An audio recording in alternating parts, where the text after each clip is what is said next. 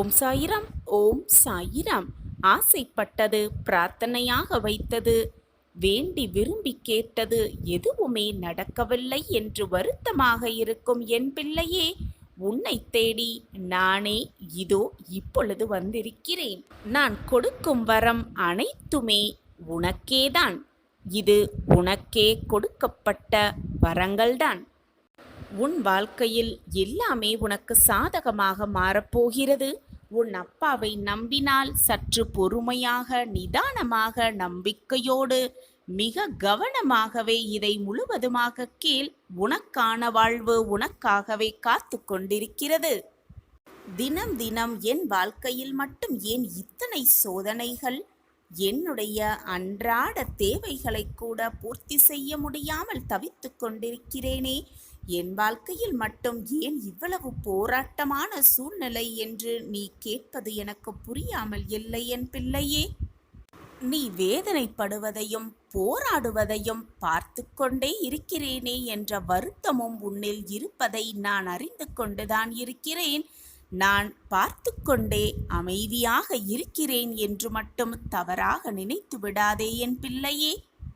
இந்த உலகத்தில் பருவநிலை மாற்றம் என்று எப்படி வருவது போல், அதே போல மனிதனின் வாழ்க்கையில் ஏற்றமான காலம், இரக்கமான காலம், நடுநிலைமையான காலம், அனைத்தையும் இழக்கும் காலம் என்று சில காலம் வரத்தான் செய்யும். இது அனைவருக்கும் பொதுவானதுதான். அனைத்து காலத்தையும் மனிதனாக பிறந்த எவருமே கடந்துதானாக வேண்டும், வாழ்ந்தேதான் தீர வேண்டும். கஷ்டமாக இருக்கிறதே என்று உன்னுடைய வாழ்க்கையை மற்றவர்கள் வாழட்டும் என்று நீ விட்டு கொடுக்கவும் முடியாது. மற்றவர்கள் கஷ்டப்படுகிறார்களே என்று மனவேதனையோடு அவர்கள் வாழ்க்கையை உன்னால் வாழ்ந்துவிடவும் முடியாது. அவரவர் வாழ்க்கையை அவரவர் வாழ்ந்துதான் தீர வேண்டும். இதுதான் வாழ்க்கையின் விதி. இயற்கையால் உருவாக்கப்பட்ட எல்லா சூழ்நிலைகளும் மனித வாழ்க்கைக்கும் பொருத்தமானதாக தான் இருக்கும். மனித வாழ்க்கையே இயற்கையில் சூழ்ந்து இருந்ததுதான், சார்ந்து கொண்டிருப்பதுதான். அந்த இயற்கையின் சக்கரத்தில்தான் நாம் அனைவருமே பயணம் செய்து கொண்டிருக்கிறோம் என்பதை முதலில் புரிந்து கொண்டு செயல்படு. வாழ்க்கை என்பது இயற்கையான வட்டம்தான். அதன் வடிவத்தில் எந்த ஒரு மாற்றமும் இருக்கவே முடியாது. துவங்கிய இடத்தில் மீண்டும் வந்து சேர்ந்துதானே ஆக வேண்டும். வழியில்தான் எத்தனை போராட்டங்கள், எத்தனை வேதனையான சூழ்நிலைகள், எத்தனை தடைகள், எத்தனை தடங்கல்கள், அனைத்தையும் தகர்த்து எறிந்துவிட்டு அனைத்தையும் முன்னேறிக்கொண்டு துவங்கிய இடத்தில் வந்துதானே ஆக வேண்டும். இயற்கை நிர்ணயிக்கப்பட்ட விதிமுறைகள் என்பது அனைவருக்குமே ஒன்றுதான். எதற்குமே பாகுபாடு காட்ட வேண்டிய அவசியமே இருக்காது. பாரபட்சமும் பார்க்கவும் முடியாது. நமக்கு வந்திருக்கும் சூழ்நிலைகள் அனைத்தையும் பாடமாக எடுத்துக்கொண்டு அதற்கு ஏற்றாற்போல் வாழ பழகிக்கொள்ள வேண்டும். அதற்கு சாதகமாக வாழ நம் வாழ்க்கையை மாற்றிக்கொள்ள வேண்டும். இதுதான் வாழ்க்கையில் வெற்றியடைவதற்கான மிகப்பெரிய ஒரு இரகசியமாகவே இருக்கும். என்னை சுற்றி இருப்பவர்கள் எல்லாம் ஏளனமாக என்னை பார்க்கிறார்கள், இழிவாக நடத்துகிறார்கள். நான் ஆசைப்பட்டது எதுவுமே இது நாள் வரை நிகழ்ந்தவில்லை. அதனால்தான் என்னை சுற்றி இருப்பவர்களெல்லாம் இப்படி பார்க்கிறார்களோ என்ற எண்ணம் உன் மனதில் வர வேண்டிய அவசியமே இல்லை. எப்பொழுதுமே மற்றவர்களை பார்த்து கவலைப்படாதே. உன் வாழ்க்கையை மற்றவர்களோடு ஒப்பிட்டு வருத்தமும் கொள்ளாதே. உன்னை இழிவாக பேசியவர்களுக்கு முன்பால், உன்னை கேவலமாக பார்த்தவர்களுக்கு முன்னால் அவர்கள் கண் பார்க்க உன்னை வாழ்க்கையின் உச்சத்திற்கு அழைத்து செல்வேன். அவர்களும் அண்ணாந்து பார்க்கும் அளவிற்கு உன் வாழ்க்கையில் உன்னை என்னால் உயர்த்தி காட்ட முடியும். ஆனால் அதற்கான சரியான நேரம், சரியான தருணத்தில் உனக்கு சாதகமாக எல்லாமே நிகழும். அதுவும் அந்த நேரம், அந்த நொடி, அந்த நிமிடம் உன்னை நெருங்கி விட்டதுனால் என்றால் அதை தடுக்க யாராலுமே முடியாது. அந்த நொடி உன்னை நெருங்கும் தருவாயில் யாராலும் உன்னை வீழ்த்தவும் முடியாது. உன்னை உயர்த்த உன் வாழ்க்கையில் உன்னை வெற்றியடைய வைக்க உன் சாயப்பா உன்னோடு இருக்கும் வரை உன் மனதில் குழப்பமே வேண்டாம். மிக பிரகாசமாக உயர்ந்து நிற்கப் போகிறாய்.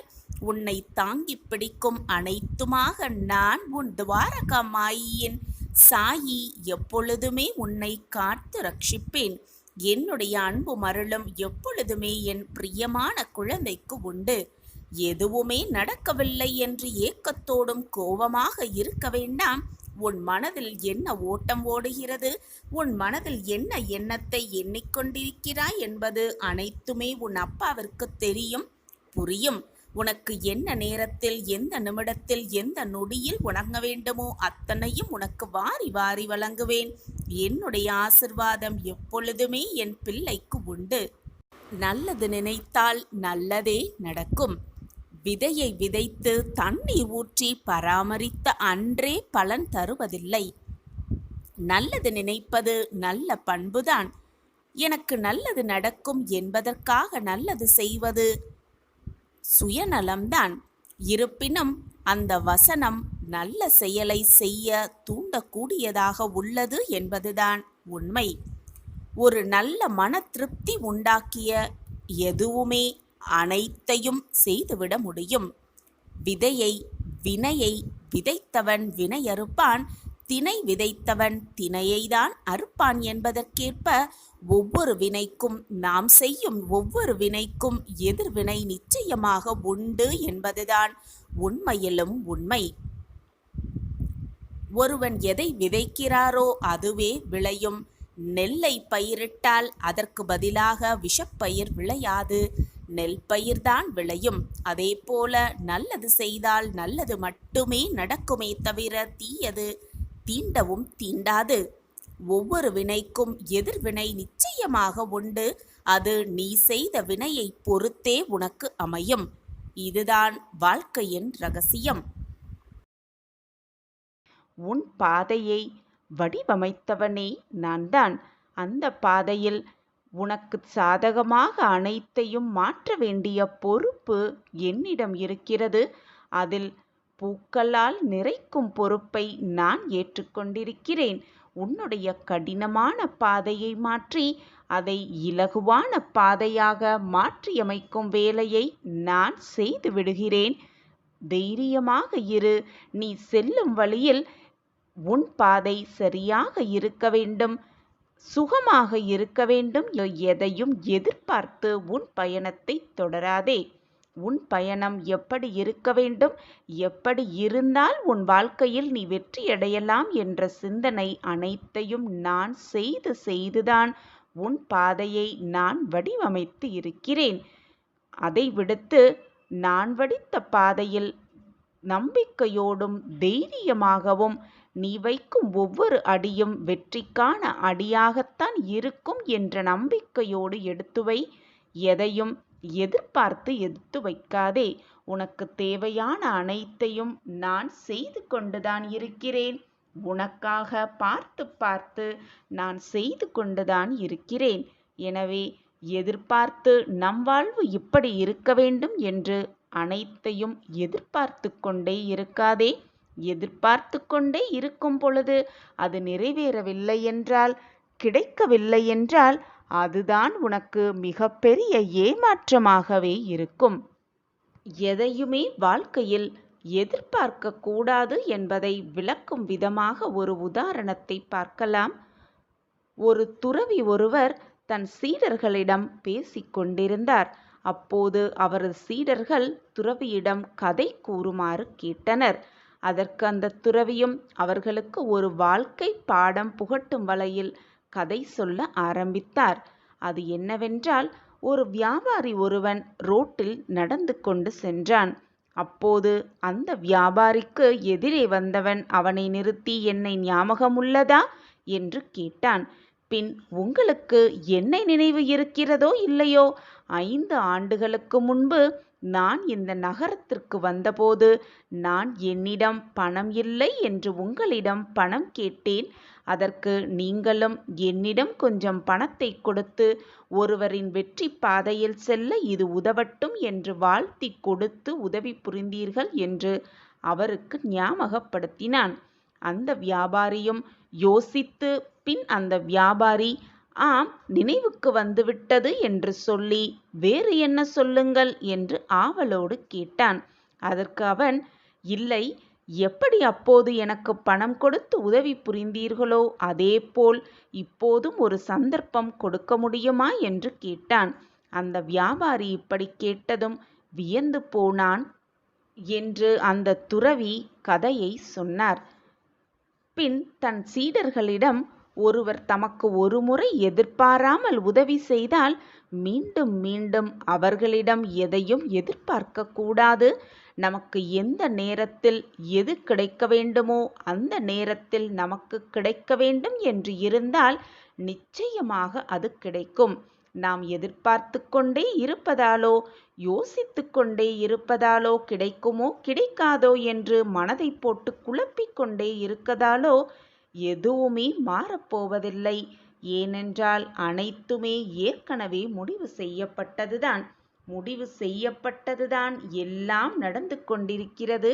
எனவே எதையுமே எதிர்பார்க்காதே. நடப்பது நடந்து கொண்டே இருக்கும், கிடைப்பது கிடைத்து கொண்டே இருக்கும், வர வேண்டியது வந்து கொண்டே இருக்கும், முடிய வேண்டியது முடிந்தே விடும். எதையும் எதிர்பார்க்காதே. எது கிடைக்க வேண்டுமோ அந்த நேரத்தில் உனக்கு கிடைக்க வேண்டும் என்று இருந்தால் நிச்சயமாக அது உன்னை தவிர வேறு யாருக்கும் செல்லவும் முடியாது. நான் அதை அனுமதிக்கவும் மாட்டேன். உன்னுடைய பிரார்த்தனையை மட்டும் காலடியில் வைத்துக்கொண்டே இரு, இறைவனிடம் வைத்துக்கொண்டே இரு.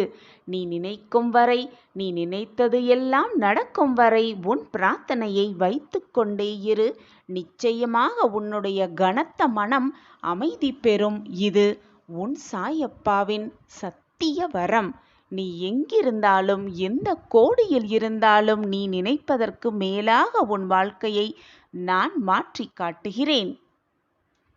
உன்னுடைய பிரார்த்தனை, நீ வைத்த வேண்டுதல்கள் எல்லாம் நிறைவேறியவுடனும் சாயிநாதரே நன்றி நன்றி என்று மீண்டும் பிரார்த்தனையை வைத்து கொண்டே இரு.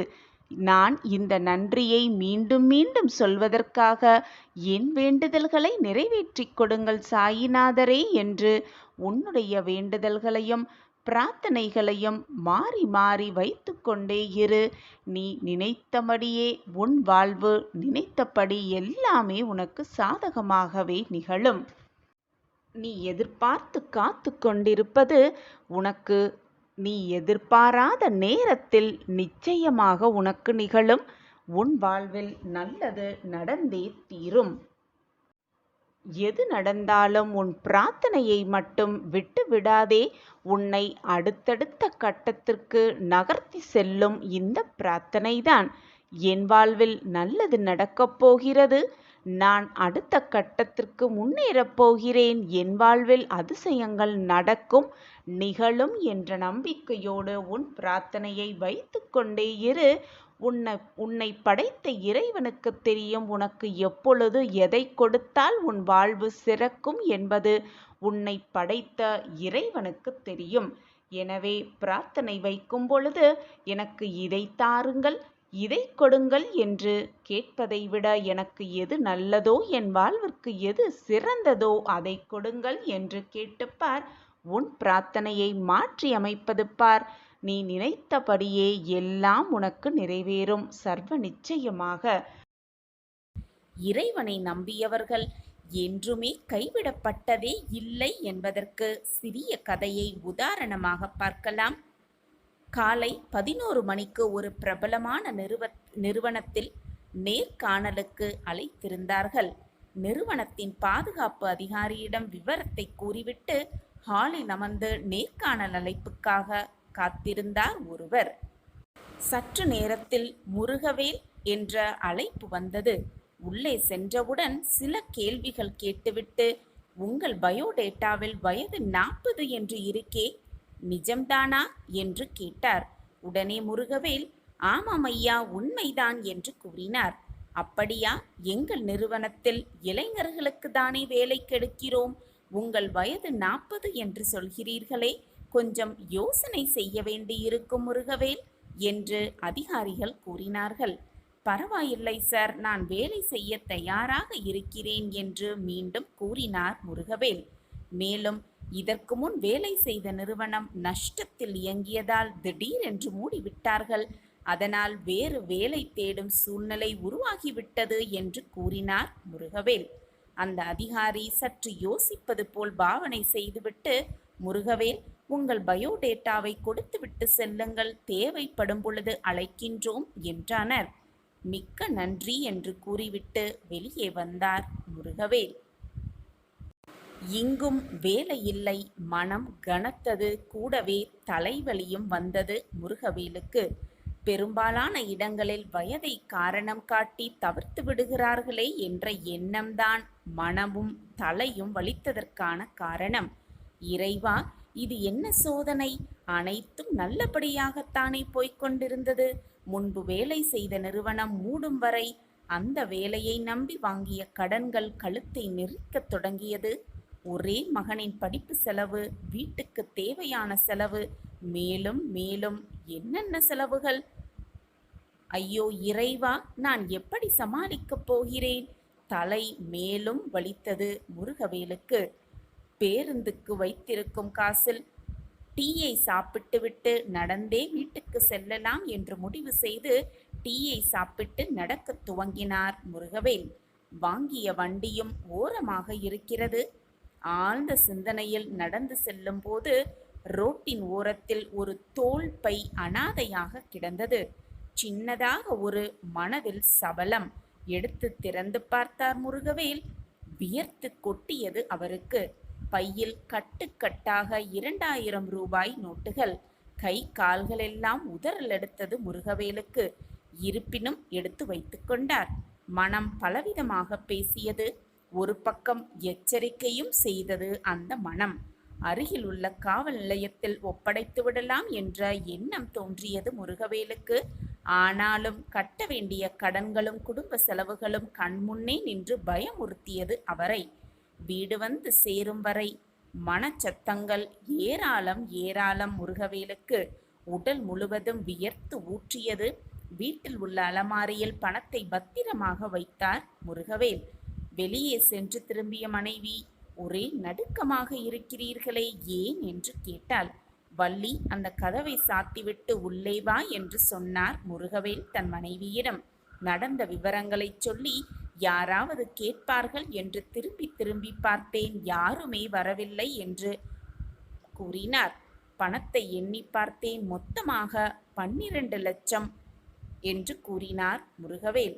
சில மாதங்கள் வேலை கிடைக்கும் வரை நமக்கு கவலை இல்லை, நம் செலவுக்கு இது போதும் என்றார் முருகவேல். மனைவி அமைதியாகவே இருந்தாள். ஏதாவது பேசு, ஏன் அமைதியாகவே இருக்கிறாய் என்று கேட்டார் முருகவேல் தன்னுடைய மனைவியிடம். இந்த பணம் நமக்கு வேண்டாம் என்றால் ஒரே முடிவாக மனைவி. என்ன பேசுற நீ? இறைவனா பார்த்து நமக்கு இந்த துன்பங்கள் தீரும் வரை வழிகாட்டி இருக்கார். உன்னுடைய நினைப்பை தூக்கி எறிந்துவிடு, நான் இதை வைத்துக் கொள்ளப் போகிறேன் என்று கூறினார் முருகவேல்.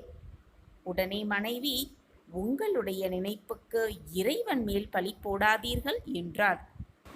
அதற்கு முருகவேல், எனக்கு இன்னும் வேலை கிடைக்கவே இல்லை, கட்ட வேண்டிய கடன்களும் செலவுகளும் கழுத்தை நெரிக்க ஆரம்பித்துவிட்டது.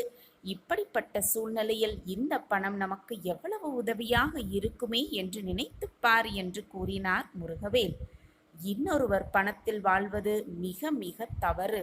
அதற்கு பதிலாக இருவருமே கஷ்டப்பட்டு சம்பாதிக்கலாமே என்று கூறினாள் மனைவி. அப்போ வீட்டு செலவுக்கு என்னதான் செய்வேன் என்று கோபமாக குரலை உயர்த்தினார் முருகவேல். இறைவன் சோதிப்பார், ஆனால் நிச்சயமாக கைவிட்டு விடமாட்டார் என்று கூறி உடனடியாக தன்னுடைய கழுத்திலிருந்த தாலியை கழற்றி, இதை விட்டு விடுங்கள், விற்றுவிட்டு வாங்கள், எனக்கு மஞ்சள் கயிறே போதும், அந்த பணத்தை வைத்து நாம் செலவை சமாளித்து கொள்ளலாம் என்று அதிர்ந்து கூறினாள் முருகவேலின் மனைவி. மற்றவர்கள் பணத்தில் வயிற்றை நிரப்பிக்கொள்வதை விட இது எவ்வளவோ மேல் என்று மேலும் உரைத்தாள் மனைவி. இந்த பணம் யாருக்கு சொந்தமோ அவர்களிடம் கொடுத்துவிட்டுதான் நீங்கள் அடுத்த முறை வீட்டில் நுழைய வேண்டும் என்று தீர்க்கமாக சொல்லிவிட்டாள் மனைவி. மனைவியின் தாலி கையில் கனத்தது, மற்றுமொரு கையில் பணம் கனத்தது. அப்பொழுது பணப்பையில் ஆராய்ந்து பார்த்தபோது முருகவேலுக்கு ஒரு அதிசயம் காத்திருந்தது. அந்த பணப்பையில் முகவரியும் இருந்தது. அந்த முகவரிக்கு நுழைந்தபோது கோயிலில் நுழைந்த ஒரு உணர்வு. மெல்லிய ஓசையில் இறைவனை பற்றிய பாடல்கள். அழைப்பு மணியை அடித்தார் முருகவேல். உள்ளே இருந்து ஒரு பெரியவர் வந்தார். நடந்த விவரங்களையெல்லாம் அவரிடம் கூறி பணப்பையை அவரிடம் கொடுத்தார் முருகவேல். மகிழ்ந்து போன அவர் உள்ளே அழைத்து சென்று முருகவேலுக்கு குளிர்பானம் கொடுத்து உபசரித்தார். தம்பி, நிறுவனத்திலிருந்து காரில் வரும்போது பணப்பையை தவறி விழுந்துவிட்டது. திரும்பி தேடி செல்லும் பொழுது அது கிடைக்கவே இல்லை. உங்களைப் போல் நல்லவர்களும் இருக்கத்தான் செய்கிறார்கள். அதான் மீதமிட்டு நான் தவறவிட்ட பணம் திரும்பி எனக்கே வந்துவிட்டது என்றபடி முருகவேல் பற்றிய விவரங்களை கேட்டறிந்தார் அந்த பெரியவர். அப்பொழுது முருகவேல் தன்னுடைய சூழ்நிலையை அனைத்தையும் கூறினார். அப்படியே யோசித்துவிட்ட அந்த பெரியவர், கொஞ்சம் இருங்கள், இதோ ஒரு ஃபோன் செய்துவிட்டு வருகிறேன் என்று உள்ளே சென்றார். திரும்பி வந்தவர், தம்பி, என்னுடைய நிறுவனத்தில் வேலை செய்ய உங்களுக்கு விருப்பமா? அடுத்த வாரம் எங்கள் மேலாளர் ஓய்வு பெறுகிறார். அவருடைய இடத்தில் யாரை நியமிப்பது என நினைத்து கொண்டிருந்தேன். நீங்கள் ஏன் அந்த வேலைக்கு சேரக்கூடாது என்று கேட்டார். நீங்கள் நாளைக்கு சேர்ந்து நிறுவனத்தில் ட்ரைனிங் எடுங்கள். வேலைக்கான உத்தரவு கடிதம் இன்னும் கொஞ்ச நேரத்தில் வந்துவிடும் என்று கூறினார். வேறு யாராவது உங்களுடைய சூழ்நிலையில் இருந்திருந்தால் இந்த 12 லட்சம் பணம் திரும்ப வந்திருக்கவே இருக்காது. இந்த வேலை உங்கள் நேர்மைக்கும் ஒழுக்கத்திற்கும் நான் கொடுக்கும் பரிசு என்று கூறினார் அந்த பெரியவர். மெய் சிலிர்த்து போனது முருகவேலுக்கு. இறைவா என்று கைகளை மேலே கூப்பினார். கண்களில் கண்ணீர் முட்டியது. கண்களில் 1000 நன்றிகள் தன்னுடைய மனைவிக்கு அவர் உரித்தாக்கினார். அந்த வீட்டின் ஒளி நாடாவில் குரு உபதேசம் மெல்லியதாக அவருக்கு கேட்டது. மூவுலகையும் ஆளும் இறைவன் சோதிப்பான், ஆனால் நம்பியோரை கைவிட்டு விடவே மாட்டார் என்று கேட்டது முருகவேலுக்கு. இறைவனை நம்பியவர்கள் என்றுமே கைவிடப்படவே மாட்டார்கள். இறைவன் சோதிப்பானே தவிர நிச்சயமாக கைவிட மாட்டார். இறைவன் மேல் முழுமையாக நம்பிக்கை வைத்திருப்பவர்களுக்கு இது சர்வ நிச்சயமாக விளங்கும் உண்மை. இறைவன் நம் குறைகளை தீர்த்து வைக்கும் போது நாம் இறைவனை நம்புகிறோம். நம் குறைகளை தீர்க்காத போது, நம்மளுடைய பிரார்த்தனை தீர்க்க வைக்காத போது, இறைவனே நம்மேல் நம்பிக்கை வைத்திருக்கிறார் என்று முடிவு செய்து கொண்டு போராட கற்றுக்கொள்ளலாம். ஓடிக்கொண்டே இருக்கலாம், போராடிக்கொண்டே இருக்கலாம். வாழ்க்கையில் இன்றல்ல என்றாவது ஜெயித்தே தீருவோம். வாழ்க்கையில் வெற்றி அடைந்தே தீருவோம். தளராத மனமும் சிதறாத கவனமும் இருந்தால் பல சோதனைகளை செய்ய முடியும், சாதனைகளையும் உருவாக்க முடியும். சோதனைகளையெல்லாம் தாண்டி பல சாதனைகளை உருவாக்கியே தீரலாம். நம்பிக்கை இல்லாதவர் வாழ்வது மிக மிக கடினம். நம்பிக்கையோடு இருப்பவர் வீழ்வதும் கடினம், வீழ்த்துவதும் கடினம். இறைவன் மேல் தீராத நம்பிக்கை கொண்டு இருப்போம். வாழ்க்கையில் நினைத்ததை நினைத்ததற்கு மேலாகவே அடையலாம். வெற்றி என்னும் படிக்கட்டை நம் வசமாக்கி கொள்ளலாம். வெற்றி என்னும் கனியை நம் சுவைத்து ரசிக்கலாம். இறைவனின் பரிபூரண ஆசிர்வாதம் நமக்கு எப்பொழுதுமே கிடைக்கும் என்ற நம்பிக்கையோடு, நம்பிக்கைதான் வாழ்க்கை. சாயி தேவா, இந்த மானிட பிறப்பு மிக மிக அற்புதமானவை. உனக்கு இருந்த இந்த கடன் சுமை, வேதனை, போராட்டம், பிரச்சனை எல்லாமே ஒரு முடிவுக்கு வரும். ஒரு நிமிடம் நம்பிக்கையோடு நின்றிருப்பார். கண்களை மூடிக்கொண்டு ஒரு நிமிடம் நம்பிக்கையோடு என் முன்னால் நின்றுப்பார். நல்ல வாக்கு உனக்காதுகளில் வந்து விழவும்.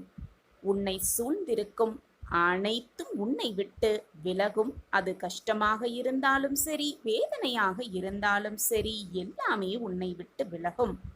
விலகி நீ சற்றும் நினைத்து கூட பார்க்க முடியாத மகிழ்ச்சி உன் வாழ்வில் வந்து பொங்கும். இது உன் சாயப்பாவின் சத்திய வாக்குதான்.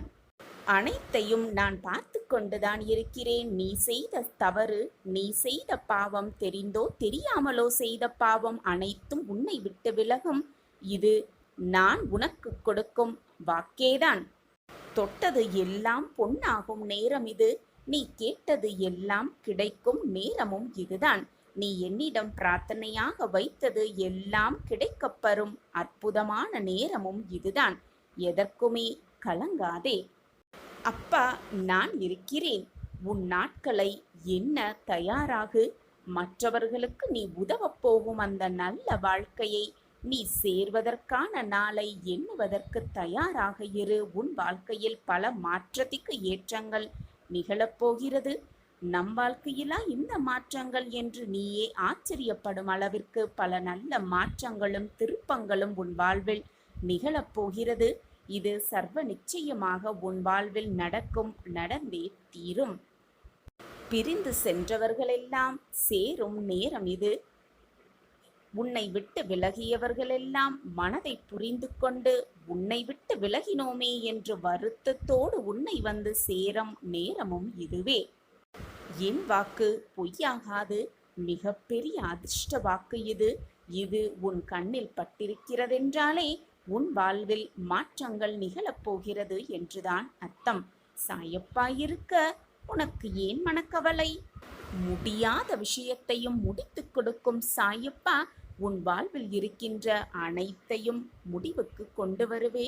என்னை சர்வசாதாரணமாக நினைக்காதே. எப்பொழுதுமே தெளிவாக இரு. நீ எடுக்கும் முயற்சியை எந்த பொழுதும் கைவிட்டு விடாதே. தெளிவான மனதிற்கு எது சரியான வழி, எது சரியான பாதை என்று மிக தெளிவாகவே தெரிந்துவிடும். மனதை முதலில் பண்படுத்த பழக வேண்டும். அப்படியென்றால் என்ன சாயிநாதரே என்று கேட்கிறாயா? தினமும் காலையும் மாலையும் தியானம் செய். நேற்றைய பொழுது முடிந்துவிட்டது. இன்றைய பொழுதை எவ்வளவு பயனுள்ளதாக மாற்றமைக்க முடியும் என்று சிந்தனை செய்வதால் நம் வாழ்வில் நிம்மதிக்கு எப்பொழுதும் பஞ்சமே இருக்காது. மகிழ்ச்சிக்கு எப்பவும் பஞ்சமே வராது. வாழ்க்கையில் எப்படி முன்னேறலாம், வாழ்வை எப்படி உயர்த்தலாம் என்பதை முதலில் திட்டமிட வேண்டும். அந்த திட்டப்படி காய்களை நகர்த்தி வாழ்க்கையில் வெற்றியை அடைய வேண்டும். இதுதான் வெற்றி அடைவதற்கான மிக சிறந்த இரகசியமாகவே இருக்கும். அதிலும் இலக்கில் கவனமாக இருக்க வேண்டும். பிடித்த வாழ்க்கையை, தனக்கு பிடித்த வாழ்க்கையை வாழ்பவனே மிக மிக அதிர்ஷ்டசாலி. எந்த வாழ்க்கையாக இருந்தாலும், தனக்கு என்ன வாழ்க்கை கிடைத்திருந்தாலும் தனக்கு பிடித்த மாதிரி வாழ்க்கையை வாழ்பவனே புத்திசாலியாகிறான். மாற்றங்கள் என்ற ஒன்றே இந்த உலகத்தில் இறைவன் தோற்றுவித்த மாறாத நியதி.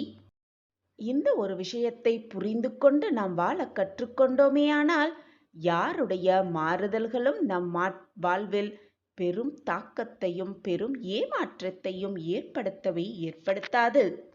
எப்பொழுது உன் சாயி தேவாவிடம் பேசும் பழக்கத்தை நீ ஏற்படுத்திக் கொள்கிறாயோ அப்பொழுதிலிருந்து தனிமையாக இருக்கிறோமே என்று உன் மனம் வருந்தவே வருந்தாது. நான் தான் உனக்கு துணையாக இருக்கிறேனே, பின் எப்படி உன் மனதிற்கு அந்த ஏக்கம் வரும்? நான் எப்படி வரவிடுவேன்?